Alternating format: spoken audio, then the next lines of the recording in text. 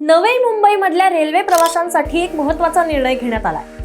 सिडकोने तारघर, खारकोपर आणि बामणडोंगरी ही 3 रेल्वे स्थानकं अधिकृतपणे मध्य रेल्वेच्या स्वाधीन केली आहेत। आता तुम्ही म्हणाल की ही बातमी इतकी महत्त्वाची का?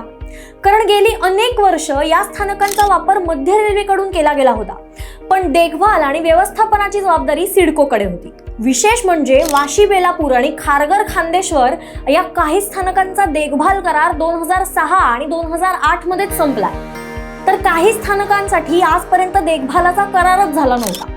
त्यामुळे जबाबदारी नेमकी कोणाची हा प्रश्न कायम होता। या प्रश्नावरती यावर्षी 15 मे रोजी बैठक घेण्यात आली। आता याचा फायदा नक्की काय?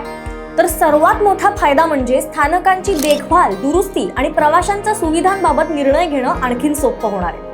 आवश्यक कामांसाठी आता एकाच संस्थेकडे जबाबदारी असणार आहे, त्यामुळे कामांचा वेग वाढेल आणि प्रवाशांना चांगल्या सुविधा मिळतील अशी अपेक्षा सुद्धा केली जाते।